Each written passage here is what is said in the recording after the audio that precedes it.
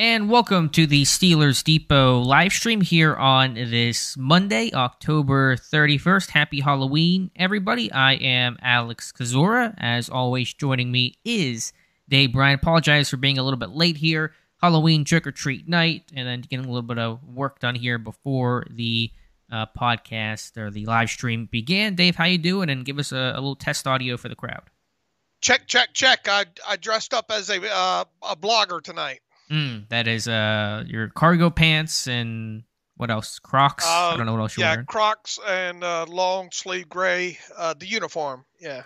My Halloween was I was handing out candy, and then I had to go inside to write this Ben article. I came out, and all the candy was gone. So the kids stole the candy. So there was one very happy child out there, and that's about it probably. So you can't trust them, can you? I know, that lesson learned, but that's all right. I handed it out to some people, but it was one you of those. The rest of the bowl out there, and now it's gone, huh? Oh, but yeah, it's just all gone. Just a trail of chocolate behind them. No, all right. Again, we'll try to go maybe 8:30, a little bit sooner, depending on the crowd tonight. But as always, you guys can send the super chats, and you move to the front of the line. Otherwise, Dave and I will answer as many questions as we can in the order in which they came in. We have a $5 super chat to start here from Tim Chase, who's been a great friend of these live streams. So thank you for that. And I believe the audio is okay. If anyone has any issues, please let me know. But Tim says, if Big Ben had as bad a situation as Pickett, does he would have been worse as a rookie? No run game at all. So basically saying if Ben was in Pickett's situation as a rookie back in 2004, would he have looked as good as he did in that fantastic season? No, I'm sure he wouldn't have. You know, it's hard to debate how much better, how much worse it would have been. And I don't want to absolve or excuse Pickett's play. It's been very up and down and probably been worse over the last several weeks, I would say, compared to where things maybe began. But certainly when you're asking Pickett to run this entire show, that's not conducive to really any quarterback success, much less a rookie's. Yeah, look, especially behind that line, especially with no running game, especially with the offensive scheme they got going right now. Here's something to think about on this Halloween that I calculated earlier today, and we didn't get it. I didn't get it done by the time we had the podcast this morning here. I have it calculated out that 78 of Kenny Pickett's 190 total dropbacks so far that he's had have come with the Steelers trailing by 14 points or more. So what's 78 of 190, Alex? That's like what, 45%, right around in there? Roughly. Yeah. Too many. All right, so 78 of 190 dropbacks have come with the Steelers trailing by 14 points or more. 92 of his 190 dropbacks, which is damn near half, have come with the Steelers trailing by at least 10 points. And immediately when I put that out on the Twitter machine, people want to know, well, how does that compare to Ben in his rookie season? Because they wanted to know, and I'm not making comparisons here, it's just a FYI, Ben Roethlisberger had 19 total drop back snaps during his entire rookie season when trailing by 14 or more points. And did most of those come in the Ravens game? All 19 of them came in the game that he first came into. He made his debut in against the Ravens. So, it's not a great situation that Kenny's getting put in here, let alone being a rookie quarterback, let alone not having a running game, let alone the offensive scheme, yada, yada. But, when you're asking this kid to do some things and drop back when, 45% of his snaps are coming in situations that are not conducive to a rookie quarterback, meaning, look, when the opposition's up 14 points on you, the defense can do a lot of different things, can't they, Alex? Absolutely. Playing from behind is a recipe for disaster. And Pittsburgh certainly felt that against the Eagles yesterday. I know for the season, Pickett's already thrown roughly 55% of the passes been through his rookie year. And Pickett's only started a handful of games, and you still have a back half of the season to go. So again, different eras, different teams. Obviously, that's the reason for it, but just kind of shows the different situations each quarterback has found himself stepping into. Right, and once again, as you mentioned, the attempts, and man, they had a good running game back then with Ben. I mean, we're talking a huge gap of years now, and I know it's easy to do. Well, how did Ben do? And we're going to get a lot more of that moving forward. Well, how did this compare to Ben? But I mean, it's a lot of differences, and it was a lot different game back then too. Lumberzack 94. Hey, Dave and Alex. Somber season so far, and looking to next year, do you guys see the Steelers getting a designated run game coordinator? Not necessarily the same as the O-line coach, though. I don't know for sure, but I don't think so. As you said, Lumberzack, typically in Pittsburgh, the offensive line coach is the de facto run game coordinator, and that makes sense, and that's fine. I don't know exactly how it's structured today with Matt Canada and Pat Meyer, but I don't believe they'll do that. Can't rule anything out, but I don't get that sense right now. They got to get any type of run game going. They do.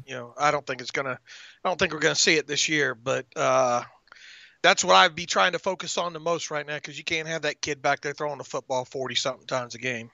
Bruce Myers, is it too soon to talk about the 2023 draft? Probably not. Our Jonathan Heistrader churns out articles every single week. I believe he has one up today. I can pull that up as we talk of his scouting report coming off the college football weekend. But I don't have a lot of particular knowledge there, so I'm probably not one to talk about it intelligently. But it's certainly worth looking to the future right now. And there's no absolutely, and in the trenches, I hope. Yeah, article I'm pulling up now on Ohio State tackle Paris Johnson, his game against Penn State, as the Buckeyes pull away from the Nittany Lions in that one.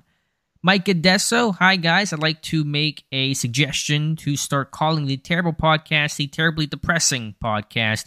I say this as an indictment on the season and Steelers' future. Not your fine work. Yeah, it's been I'm sure it's been less entertaining, less joyful to listen lately, but that is the state of the Steelers, and we will talk about the state of the Steelers, good or bad. Unfortunately, it's been mostly bad this season. Yeah, and it hadn't been a lot of variance in the stuff either. There is, end up talking about the same kind of stuff because we're seeing the same kind of stuff on the tape. And I mean, even the defense here, there's not much we can rally around or throw out much positive when it comes to the defensive side of football. Look, you have a adjusted net yards passing attempt number around what I put out there, 4 point something, and a defensive number now at 7.0, and a differential of that of 2.9, a negative 2.9 differential. That's bad. I mean, that is bad. And I didn't think the defense would be as great as many people thought it might be this year. But look, you lose T.J. Watt like you've lost him for the amount of weeks. That's going to have a huge impact on things. But man, they're giving up explosive plays. You'll lead the league in explosive plays given up, and you obviously saw how they got dismantled when trying to basically sell out and stop the run portion of an RPO. It was pick your poison pretty much in that game. And they and Alex and I talked on the podcast, or at least I thought they should do everything possible to not get beat by the run portion of the RPO and take their chances with Jalen Hurts maybe pushing the ball vertical. And he did so successfagely. And that's the mark of a good team. They take what the defense gives you, and they can beat you every which way. And that's what Philadelphia showed in that game. Raged EA2, good evening. I've heard you say Rudolph and Trubisky will not be the Steelers next season, but wouldn't it make sense to re-sign one as a backup? Will the Steelers do that? If so, which one? So yes, I have said that I don't expect Trubisky nor Rudolph to be a Steeler next year. Trubisky under contract, but I can't see him being a Steeler under contract. They will need to get a veteran quarterback. I, of course, agree with you there. They'll need somebody to back up Kenny Pickett, obviously. But what is the incentive for Rudolph to re-sign here? There certainly is none. He is counting down the days to go, barring him not getting traded tomorrow. And Trubisky on that salary to be the backup, to go from captain, starter to backup, doesn't seem like that would be a tenable situation. So they will have to find somebody, but I don't see any way or incentive or reason why either of those guys would remain in Pittsburgh. Yeah, Rudolph is just waiting for the gate to drop. He's like James Washington last year. All the Oklahoma State guys, yeah. Yeah, he's just ready to get out of there. And as Alex said, I mean, you can't let Trubisky come back on that salary. And I think at this point now, he's probably, even the short stay that he's had here, he's probably ready to try it somewhere else already. Although I don't know if any player ever admits it, but Trubisky should realize, hey, I'm never going to be like a long-term starter in the NFL. It's just not going to happen for me. So I don't know if he'll ever admit that to himself, but that is the thought there. Got a $10 super chat, very generous, from Keith McCrae. Says, Alex, last week you highlighted the reason why Pickett, and I believe this is referring to Pickens, wasn't targeted in the second half. At first glance, was it the same reasons he was only targeted 3 times this week? I haven't gone through the offense of all 22 yet. I started with a defense. I think game circumstance certainly has something to do with that. Whenever Pickens is your vertical Z outside, threat, and you're playing from behind, you're down big most of the game.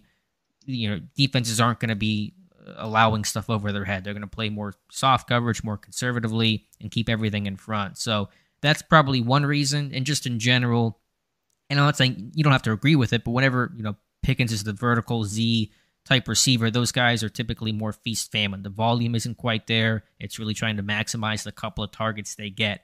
Mike Wallace was never a guy that had 100-something catches in a season, but he was somebody that took advantage of the 60 or 70 that he would catch as a best case scenario, Z threat. So it's a bit of the position he plays. It's a bit of the game circumstance, and it is probably falling on the coaches for not trying to find ways to get him more involved as well. Yeah, other than just the deep sidelines, they should have by now tried to at least make a look. This team doesn't throw slants anyway, right? I mean, they're not utilizing putting people in space, running where they can make plays after the catch, and especially not him. He's running a lot of curls, a lot of comebacks, and a lot of go routes, and that's it. If he gets a press man situation, they'll try to throw him the football, but that's about it. And I mean, he did have a couple of extra other targets in there, but one, it was a defensive pass interference, right? One was an offensive pass interference, or was it defensive pass interference against him? I know the offensive pass interference was against him. I think there was a DPI, I want to say. And then, obviously one of those ones that was thrown his way, probably should have came down with. It was ruled incompletion. People think that maybe that should have got challenged, but they should try to get him more involved, even if it's a wide receiver screen or something like that. Get him involved in the game early some way, and other than, because it's obviously pretty predictable how they use him at this point, and unless something changes, it's going to be maybe 6-7 targets at most in a game, and that's probably wishful thinking right now. Yeah, it certainly is still disappointing. You throw the ball 38 times for Pickens to only have 3 targets. Not a good enough ratio to me. We have our friend here, Matt Canada, in the chat. He's got a channel. He says, in all caps, Alex, if you want any questions on my play calling, please email me. So I will email you, Matt Canada. And as soon as we get off. Yep, send your resume over as well. I think you'll need it after this year. Tim Chase, another $5 super chat. Thank you, Tim. Why can't an NFL caliber O-line not run block at all? And can Dan Moore be a viable left guard? Yeah, the run blocking, again, I haven't gone through the tape of this game. It's been up and down, mostly down this year, not doing a good job at the second level. I think there really is, and Dave, we spoke to this on Friday, I believe, there is no run game identity. Pittsburgh does not know who they are, and I think identity is so important with a run game to know who we are, how we win, what schemes we can rely on in big-time moments. In Pittsburgh right now, they don't have anything that resembles that. Yeah, look, I mean, they utilize, and it bears out in the stats. I was looking at this a little while ago as well, too. How many just flat-out jet sweeps they try to integrate into their running game. It's so bad that they're in the top of the league. I think top 4 or 5 in jet sweep carries by a wide receiver. Now those are doing well, as far as the yards per carry go, but obviously you can't run. There's only so many times, at least we think there's only so many times during a game that you can run a wide receiver jet sweep, but that's how they're trying to manipulate the run game. Because it has been so bad. You look at it, I was surprised to actually see, I think they have 26 runs of 10 yards or more this season, and that ranks them sort of in the middle of the league in that stat. A, I was surprised to see that, but B, a good half of those are wide receiver runs. And how many of those are quarterback scrambles? Right, there's a good 3 or 4 of those are scrambles too. So, as far as the traditional type, run game, gap, or zone scheme, they can't run, and they can't run that with any consistency at all. They've had some luck with the draw plays, but usually you're running those draw plays in second and 17 or third and 22 or whatever, and those they've had some decent yardage on those, but that's more of a situational call on top of it there. But and then you had a buzzsaw of it's not an excuse, but they had obviously going up against a good front with some talented players this week that made it tough. I mean, you had Najee Harris in the first half, 4 carries, no yards, right? Right. And we both had as many yards as Najee Harris in the first half. Right. And I feel a lot healthier probably than he does right now. Probably. Not as, yeah, you feel healthier, but yeah, it's just really bad overall. I was going to make a joke there and it fell flat, so I'm going to abort that one. $10 super chat from Chupathingy6173. Is this how the Browns, Bengals, Jets, Dolphins, and Lions felt for years? Dear God, I don't think my liver can handle this. How did those people put up with this for years? Chupathingy, I'd love to talk you off the ledge, my man, but I don't know what to say. Just hopefully, the one thing I will say that Dave and I spoke about as well is that these teams can turn around quickly. I'm not saying Pittsburgh can and will, but the Eagles are a great example of that. 2 years ago, they were a 4-win team. Now they're Super Bowl contending favorites, at least in the NFC. So I'm not saying that will happen in Pittsburgh, but teams' fortunes can change pretty quickly if, of course, you do the right things to change those fortunes. Yeah, I would make it a goal. If you're depressed about the season and with good reason, and needing a reason to kind of watch, if you will, look for the little things when it comes to Pickett, like red zone. Pickett's not been great in the red zone so far. So that's one specific area that hopefully we can sit here in another 8 weeks from now and say, man, look at what he did in those first, before the bye, and let's look at what he did after the bye when it comes to his red zone passing. That's one area. Another area is, man, can they get this kid at least playing more snaps, like I said at the top there, of not playing 10, 14 points behind, in a game? How does he play when it's more of an even kills type situation? I mean, we've seen him actually put together some decent early game drives in the last couple of games. Mm-hmm. The problem is, it seems when they get out of script there, then nothing. Now, obviously, look, he this game Sunday was not a great game for him at all. There were some instances probably where he bailed from some pockets he probably shouldn't have. His accuracy on a couple of those throws, he got away with probably 2 more picks that he probably should have had, kind of thing. But he also made a couple of throws in this game as well too. In fact, I think that pass interference call, that OPI on George Pickens that I just referenced there, that was a far hash throw, Mm-hmm. And up where his guy could get it, and he made it. There was another situation, I think, down on closer into the red zone, however, where, you have that kind of that inside post there that probably should have hit that instead of trying to go deep down the outside there. There did seem to be some more miscommunication in this game between him and the wide receivers. So you're hoping to see less variance with him, a more average game, if anything, not the highs with a lot fewer lows mixed in there on top of it. But once again, when you're playing 10 or 14 points behind in the second half, defenses are gonna try to take stop you from taking it up over the top, and then you're going to be left with a lot of those 0 air yard passes, Mm-hmm. Up underneath. And I forget what the count I had on those, something like 13 or 12 of those completions that he had on Sunday were balls that did not even travel past the line of scrimmage. Another $10 super chat from Chupathingy6173. Also, thoughts on Roquan Smith going to Baltimore. Sorry if you already covered this. We have not. Personally, I'm concerned going forward given their history of middle linebacker development and signing them long-term. He's a beast. Yeah, it was a pretty price to pay. Second and a fifth, and I think maybe there's a player going over there as well, AJ Klein. So it's a lot, but I don't know. I haven't watched Smith's game too much this year. I know it's been high and low, so we'll see how it looks. But not a guy I wanted to face twice a year, and now a guy that Steeler fans will have to face twice a year, at least for this year.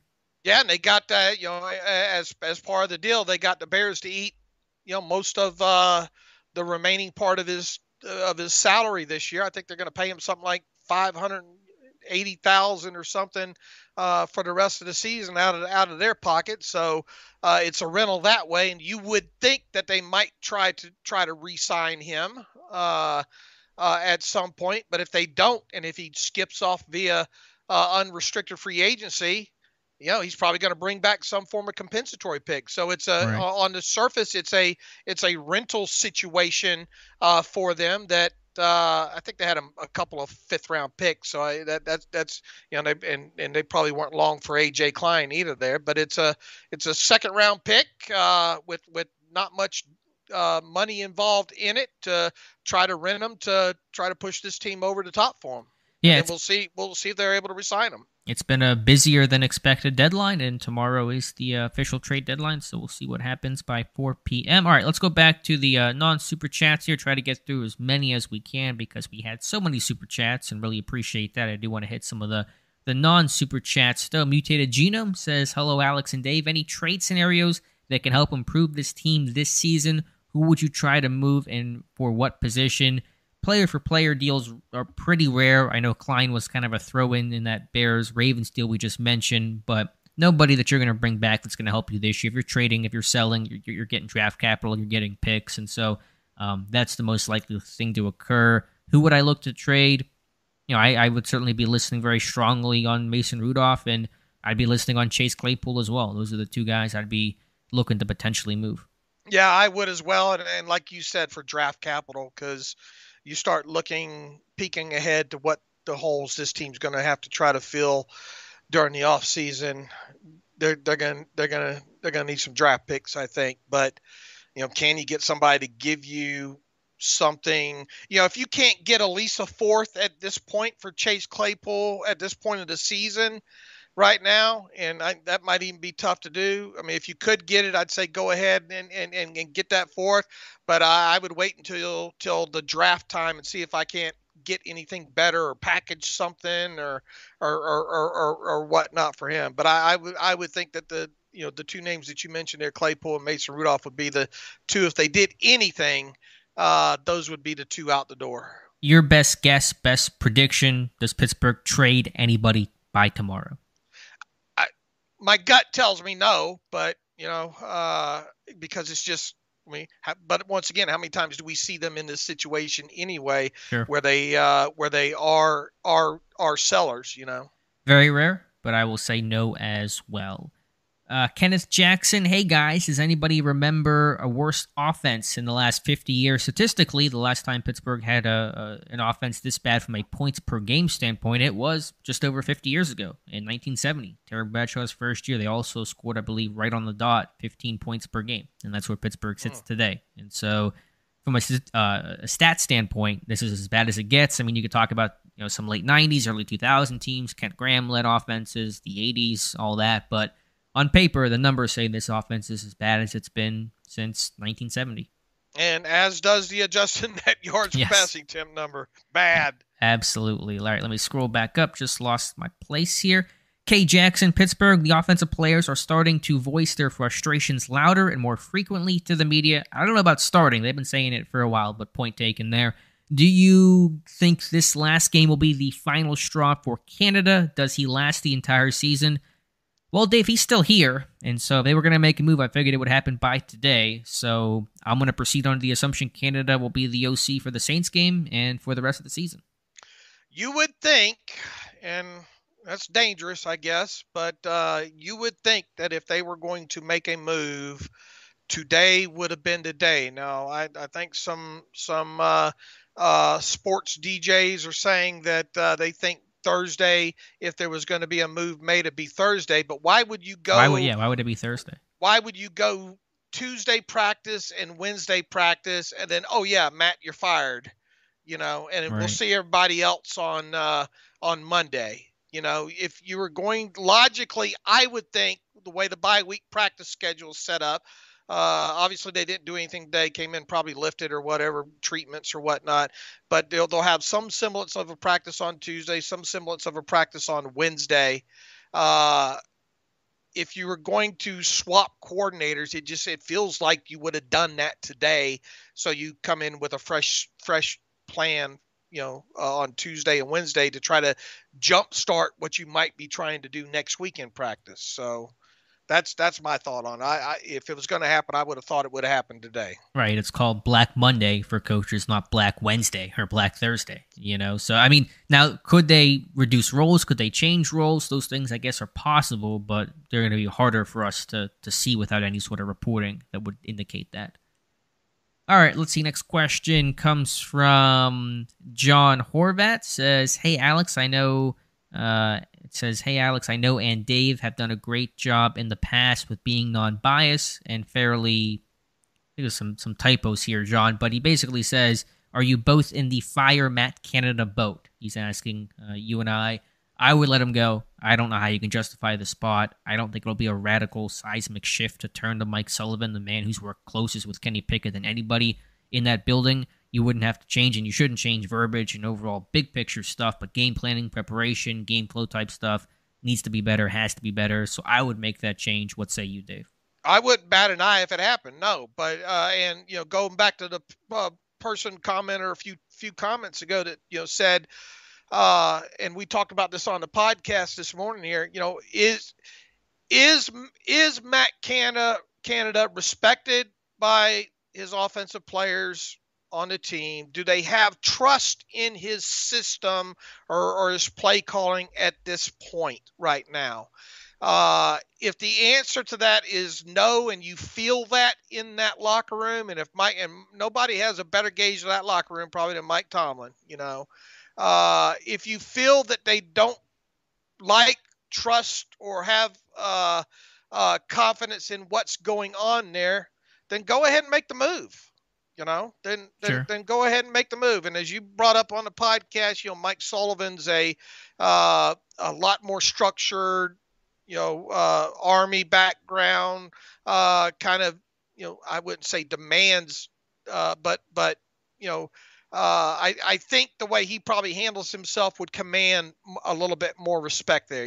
He's already working with the quarterbacks and all like that. So if it's as disjointed in that locker room as maybe it appears to us on the outside that it is, and if there is indeed issues with the confidence or ability and all like that in Canada, then sure, go ahead and make the change. But it seems like Pittsburgh will hold on to Canada. He's not going to be back. He's not going to be back next year. Right. If you guys could like the stream, that would help us out quite a bit. You guys would really would appreciate if you guys supported the stream by hitting that like button. All right, we'll get back to the questions now. David O, again, about Canada. Will he be relieved of duties tomorrow? I'm not holding my breath on that. If it was going to happen, it would make sense for that to be today, but I guess we shall see. App Gator says, "Happy Halloween. I agree. Najee needs to stop dancing and put his shoulder down. Enough of these low to high reads and vanilla route concepts. Is this the Steelers' version of tanking?" I wouldn't say they're tanking. I think they're trying. They're just not very good, and that's what a not very good team looks like. They're still trying to throw deep. They're just not hitting them. Sure. As I brought up the stat. SIS is not updated yet. They'll update by the morning time and all like that. But they were near the top of the league in 20-yard air yard attempts. But the problem is they're not hitting them. Now you can hyper focus that and say, okay, well, needs to be more stuff between 10 to 12, 10 to 15 yards. Yeah, absolutely. There does. But on top of it too, I hate to keep going back to this stat though. I mean, you've got a quarterback that's playing 45% of his dropbacks down 14 points. That allows the defense to do a lot of different things. Mm-hmm. And he's still trying to learn what he's seeing across from him too, Sure. And that makes it a lot harder when you have zero run game to lean on whatsoever. It's just as I said the other day, you've got three problems that are essentially six problems here. And then you put on top of that, he's played some tough, aggressive defenses that show a lot of looks, that have good coaches, and are just a well-schemed and well-oriented coach team. Again, not excusing Pickett. He's got to be better. The production, the overall results have been poor, and I don't think he was looking very good against zone coverage yesterday and reading the field well and making good decisions overall. But it has been a tough set of circumstances, no question about that. Chris Black says, Alex, when will this pain end? I wish I knew. It'll be the rest of this year at least, and try again in 2023. Mike Adesso, I'm kind of surprised that none of us talked about the Pickens challenge, and there was a super chat that came in, so I lost my spot, but basically saying, do you think Tomlin should have challenged it? We did briefly mention that on the podcast today. I'm okay with a non-challenge there. I don't know if he would have won it, just with the uniqueness of the catch, no catch rules. In real time, and the 45 seconds that followed it, I thought maybe he should, but the further I get away from it, especially I guess knowing the way the game played out on top of it there, I have a bigger issue with the feet tangling on Deontay on that deep ball down the side. With that being a non-call, I mean, Deontay, I think, makes that catch there if he doesn't get stepped on from behind, but they'll just call that incidental contact. But I mean, he was kind of free of the guy, and the guy really wasn't making a play on the ball. But no, I'm not all that wrecked by Tomlin not challenging in real time. Like I said, I was saying, I challenge that thing, but further I got away from it, I'm okay. Grant Humphrey, extreme level hypothetical, but is there a situation where Kahn and Weidl say, we didn't draft Pickett and it's not looking good, let's just wash our hands of this guy? I really don't, but who knows? I put those odds pretty slim. I get the logical thoughts there, and you're right about that. I forget, was there a new regime in Arizona when they went from Josh Rosen to Kyler Murray? I forget if they had a new regime or not, so you can maybe potentially compare that, but I think Kahn was still in that room, still part of the process, not a complete outsider the way that Weidl was when they drafted Pickett. So I think it would have to be bad in 2023 for this team to consider trying again at the quarterback position. Look, they're not going to know who he is until about 6 games into 2023, I don't think, especially if they keep playing behind like they're playing, this year and all. But I don't think they would rip the cord on it just after this year. And I'm pulling up here, Ben wants his team to take more deep shots, but again, to your point, they're doing it, they're just not effective at hitting it, and that's the difference. Right. I mean, they took another how many passes? I'll have to pull this up while you talk. How many times they took 20-yard deep shots in that game? Yeah, it was a fair amount to read the quote here from Ben. To me, if I'm the coordinator, this is what I'm doing right now. You have nothing to lose. I'm literally saying I'm throwing the ball deep on first, second, and third down. I'm not throwing the 5-yard pass. I'm not throwing the 3-yard pass right now, and it doesn't have to be a deep 7-step drop. I know you worry about protection. You can catch it and throw a ball 10, 12 yards downfield, and they can do more with it. Ben saying, so that's his commentary on the state of the Steelers offense. I guess he's saying it doesn't always have to be 20-plus yards, but it shouldn't be the short passes. Looks like Alex, that's yards gained. I'm going to have to resort this here real quick here. It would be air yards that I need to filter by for the deep passes. And it looks like 4 of them of 20 or plus air yards in that game yesterday, and 0 for 4 with 1 interception. Not good, Bob. Not good. 105039. Hey, y'all active on Twitter. Never caught a live session, though. Glad to finally catch one. Glad you're here. Appreciate you joining us. Appreciate the 102 people in the chat right now. Will the Steelers trade some picks for an elite corner? We have a lot of good number 2s, but you need someone to cover the Chases, Diggs, and Devontaes. I mean, I don't know what elite corner is out there that's available right now, and you could try to draft one, but who knows what that conversation is going to look like. So, doesn't look likely right now, AppGator. I'd like to see them go free agent route again with a higher quality corner. That way is what I would like to see them try to do. Yeah, I hear that. I don't know who's going to be available. I know And there's a risk, though, because the scheme pick, you think about the Chargers paying J.C. Jackson all that money, and it didn't work out, and it hasn't worked out so far. But I think a lot of needs for this team, high-end corner. Withers. I talked about Witherspoon being such a key kind of X factor to this team. Could he find that consistency? Could he play as a number one cover corner the way he did the last 6 weeks of last season? Obviously not happening this year, and this team is missing a really top-end type of corner like Witherspoon could be when it all comes together.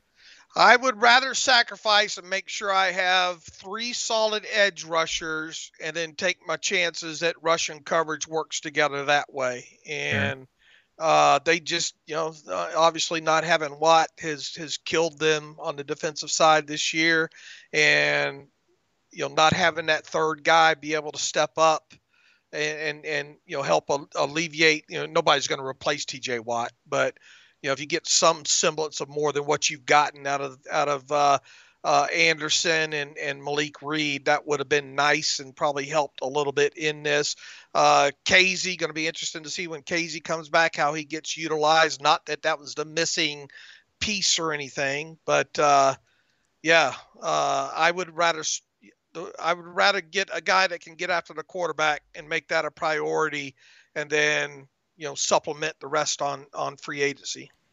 Cole Evans, if the Steelers have a top 3 pick, do they really not take the chance at taking Bryce Young or CJ Stroud? I get that. I haven't watched those guys from a scouting lens. I think right now I would take Bryce Young over CJ Stroud, but you're in the position where if you have a chance at one of those quarterbacks and you like Pickett and you're going to stick with Pickett, then you have the opportunity to trade down for a king's ransom, and that could really help this team build around Kenny I'd love Pickett. to see that. I'd love to see that.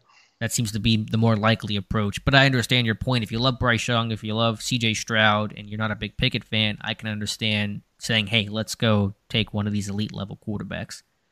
Next question comes from Great103. If they fire Canada, who will they replace him with? Hopefully not Mike Sullivan. Anything in season would be Sullivan. Postseason, we'll have to see. Sullivan will be a candidate. Obviously, there's the track record of going in-house. That's not looked very good lately, so odds are they probably go out of house, but we will have to wait and see. Let's see. Everything keeps shifting on me here just a little bit. Let me scroll back up and hit some more questions for you guys. Next one is going to come from, if I can find it here. Why does Mike T ignore the offense and spend all his time with Flores and Austin? That's from Brian. I don't know if that's accurate. I assume it's probably not. Obviously, he's a defensive-minded type of guy, but I think Tomlin's been on the job long enough that his hands are in all the pots, and so I would expect that to be the case. Yeah. On the O-line, who are the biggest culprits? I got to go through the tape on this one. I thought the left side of the line, Dan Moore Jr. probably didn't play as well, but they've all had their up and down and a lot of down moments right now. Mm-hmm. Especially in the run blocking department. Yeah. Oh, let's see if I can find some more here for you guys. Probably be here for another 10, 15 minutes or so. Let's see. Which quarterback is better, Young or Stroud? Right now I'm leaning Young, but I have not really sat down to watch those guys, Russell. Yeah, I haven't studied in depth or anything. I just from watching and all like that. Donald Nolan started. I am a height bias guy though, so I would go more Stroud because okay. I worry about Bryce and his size, Sure. But that's just me. Donald Nolan started the season. Everyone was saying the reason for the Steelers' poor offense was Mitch. Now Kenny's been in and playing even worse, and the blame has shifted to Canada and Tomlin. Why? I think Canada's been getting a lot of heat since day one, basically. So I don't know if that's accurate in terms of Trubisky. Certainly there was a lot of low-hanging fruit with Trubisky and an itch for people to see Pickett, and so maybe that was why Trubisky was getting so much of the criticism. But I think Canada has been criticized pretty plentifully the entire year. I think so too, and longer than just a year. Yeah, this year. George, do you think all options are open for the draft, including quarterback? Quarterback, probably not. Everything else, though, is basically on the table there, George. Yeah, I wouldn't think you'd draft. I'd hope they wouldn't spend another draft pick on a running back right okay. now. Just figure out a damn way to platoon those two guys more. And if you pull the cord on Najee, who my feelings on how that spending a first round draft pick on a running back anyway, and But I mean, they've made their bet in it now. Now build it up front and see if he can get any better with better run. If they don't get a run game, a semblance of a run game next season, you're going to be back in the same boat again with a young quarterback trying to feel his way through things and throwing 45 times a game, down 10 points in the second half. David O, is Carlos Davis ready for prime time? Alu seems non-existent, and the rest of the line aging. I mean, Davis had the sack. He fell. He kind of got up. Had a good play there at the end there. I don't know. Prime time probably too strong overall, but certainly Alu has not looked like the same guy, and a guy who very much is in the last year of his football career. I don't think Carlos Davis is a prime time guy at this point here, but I think at some point, as the season goes on, wouldn't be surprised maybe if you see Davis up, and I don't know. We'll see how it's funny. These things have a funny way of working themselves out, as I always like to say here. But poor Alu is a shell of himself right now from just a couple years ago. $5 super chat from LV. What is the most important position on the O-line to improve run blocking that we need to add based on what we see this year? Guard or center or tackle? I'd get a kick-ass center. That's going to go guard. That's what you want to say, guard. No, but I mean, you got to have, and we talked about this too. I want somebody that's going to lead that offensive line. I want him right slap dab in the middle. I want a smart kid in there. I want another Marquise Pouncey type. In there. I think you got to get that center position squared away. Now, it's not the only position they obviously need, but and I think you could probably pick yourself up a decent guard if you'd scout right, maybe in the third round or something like that too. Fourth round, along those lines. There, they need a lot of help on this offensive line, and they need a lot of help on both sides of the football. And right now, from where I sit, they're not going to have enough draft picks to do it all. Right. It's tough to isolate it to one position because no line's a collective. It's a starting five, and one good run blocker of the lot's not going to improve results dramatically. I like having that good guard that can pull and get in space and be someone you can try to anchor around. But obviously in Pittsburgh, the history of great centers from Mansfield to Webster to Dawson to Pouncey. When you think Pittsburgh, you think great centers, so I understand that thought as well. Next question comes from David O, wanting to explain about why Gunnar Olszewski returned that punt. I'm sure the timeline on your end was going crazy of people yelling at Gunnar, but that is a no-risk play. If the ball's been touched but not officially down by the punting team the way it was by Philadelphia, it's basically a free moment for the return team to be able to pick that ball up. If he fumbles it and the Eagles recover it, the ball goes back to where it was touched by the Eagles. So I believe it's a first touching rule is what they call that. So there is no risk to Gunnar doing what he did. All right. All right, let me scroll back up. Another couple more questions that we will answer. That one was from our David O. Let's see. Next one will come. Were you surprised Gunnar was active instead of Mark Robinson? I hadn't thought about it much, I guess. Not really. I mean, I think Robinson has potential, but I think his rookie impact was going to be pretty minimal. And I think Gunnar can do a couple different things for you in terms of the run game, special teams. So I guess not really. All right. Let's see. Next question, if I can find it. Let's see. I thought I had one somewhere around here. Let me scroll on down. Todd, what did Todd ask? I know you had a question that I saw I wanted to get to, and I can't find it. How can we move beyond jet sweeps in the season? That's from Todd. A better traditional run game. Running backs that can, get upfield and a line that can block. You rely on those jet sweep type stuff when you feel like other things aren't working. And those, other things, your traditional run game is not working. And so that's why Pittsburgh is trying to find different ways to get the ball on the edge and get receivers involved. Would you try a little pony at this point? I mean, to do what exactly, though? Just to kind of add some mystery of who's going to get the ball. Maybe split one up, motion one out. I mean, just, I'm not talking about 20 snaps a game, Sure. but, I'd try to get, I really would try to get Jaylen Warren on the field a little bit more in some situation, at least, and at least maybe give some different run game looks that people might not be ready for. Yeah, I get that. I mean, I'm not saying six, 7 plays. Yeah, I'm not saying no to anything with how bad it's been. No bad ideas in a brainstorm, but you want fewer blockers. When you got Pony, you got less accomplished blockers out there. Warren's got some energy, but I don't know. I feel like I want the best blockers out there right now.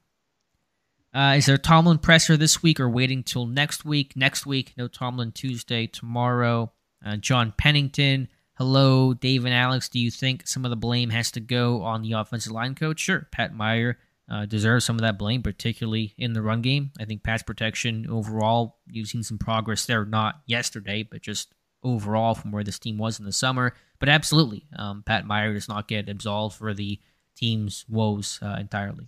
Right.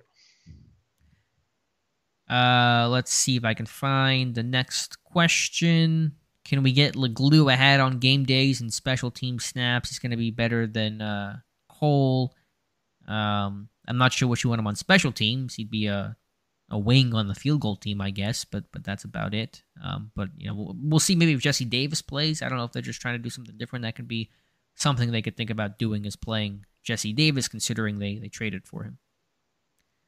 Reverse World, is it time to write off Kenny? No. I guess he's answering his own question. And I just lost it because a super chat came in, but that is from Reverse World saying, I just lost where that came from, so I apologize there. Does the rest of the season need to show improvement, even drastic improvement? Yes. So he's saying, don't write off Kenny, but needs to show a lot of improvement the rest of the way. That's more of a comment than a question. Yeah, look, we need, we have a starting point, and we'll have an end point to see how far he's progressed, and hopefully, once again, I'll be watching closely things like red zone, and I'm interested to see getting more snaps with the game not already out of hand. Like I said, some more even one score games, if you will, type situation. See how he reacts in that. I mean, we got to see him start pushing the football down the field and complete it.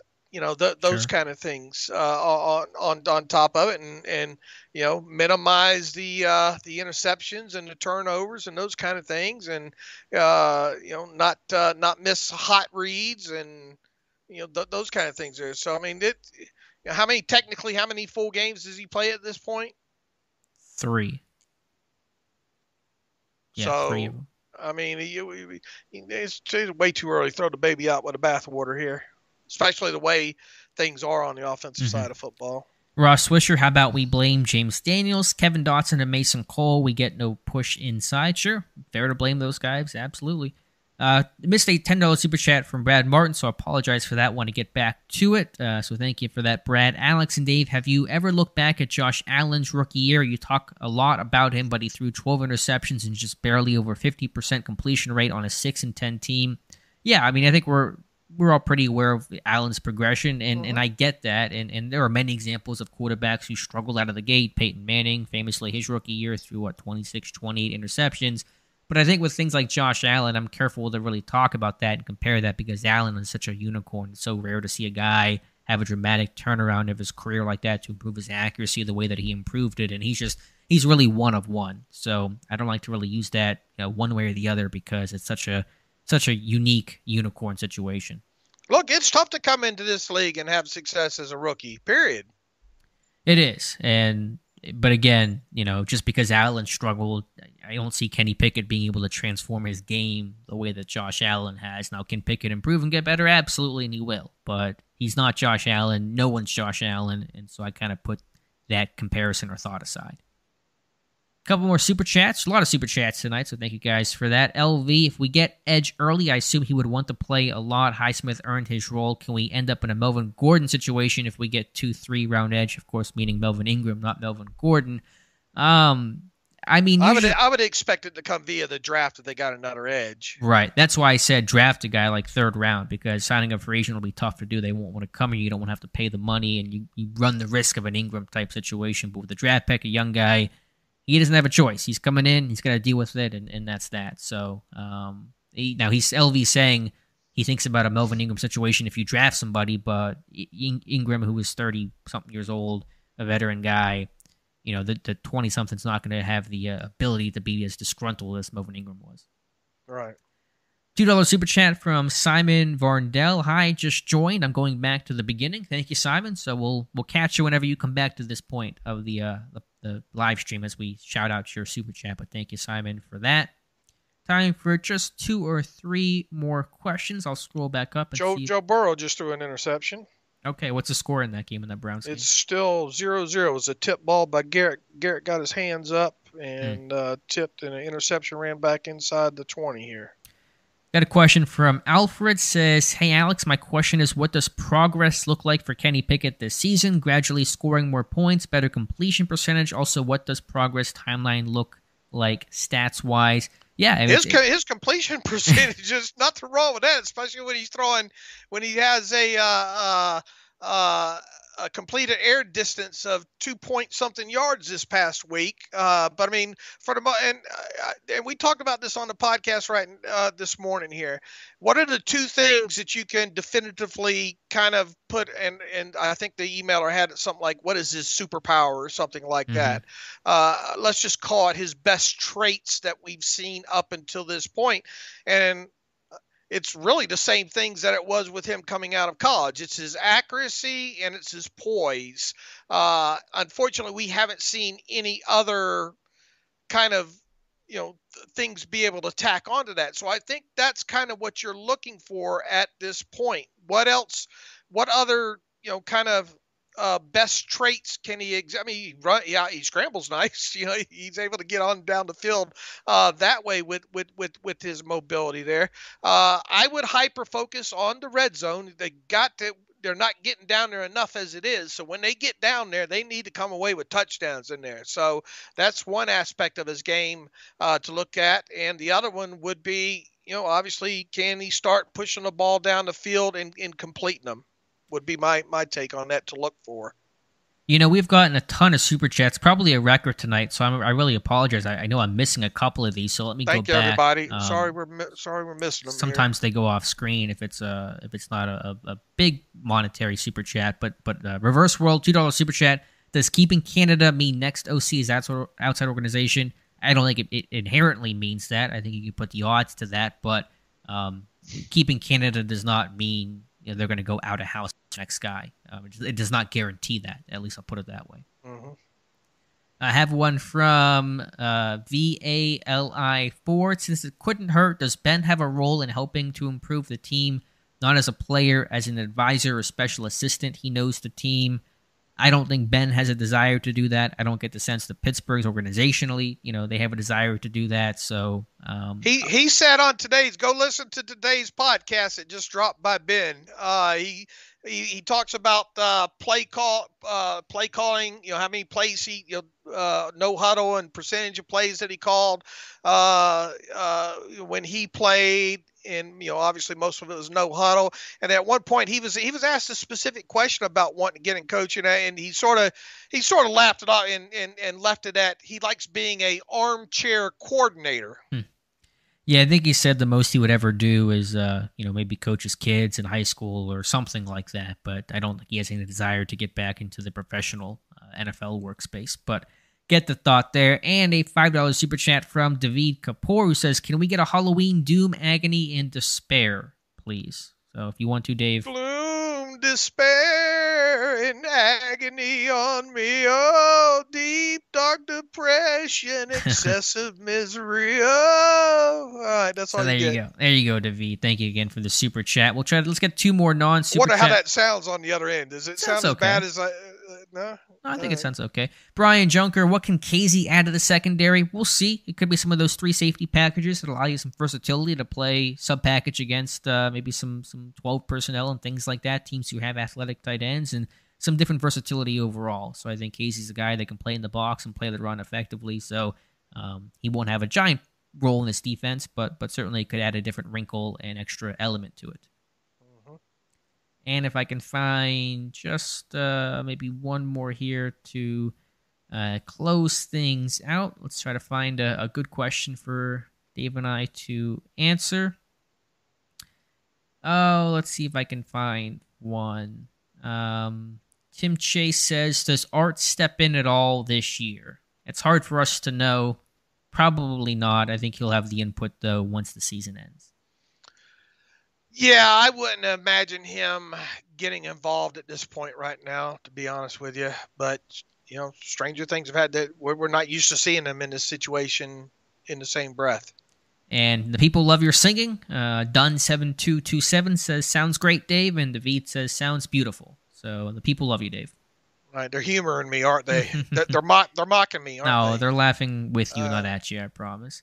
All right, so that's going to wrap things up again. I know this is a little bit later. Sorry about that. But whenever we come back in 2 weeks, we'll be back at 7 p.m. So appreciate you guys being here. Thank you for all the super chats. A ton of them. Certainly really do appreciate that and the great support despite this team being 2-6 and coming off a bad loss. Never know exactly what you're going to get in terms of listenership and viewership and all that. But really happy with the turnout tonight. And Dave, as always, thank you for being part of this live stream. Yeah, thank you for putting it on the way you do, and happy Halloween, everybody, and appreciate all the support and the attendance tonight. Peace and love, everybody. All right, I'm going to try to end this a little bit differently, just visually speaking, to make myself look a little more professional. So I have an image on the screen instead of my traditional, you guys see me actually ending the live stream. But you guys can go back and watch this on YouTube or on Steelers Depot. We'll put up an archive version of this a little bit later on the site. So appreciate you guys being here, and we'll talk to you soon.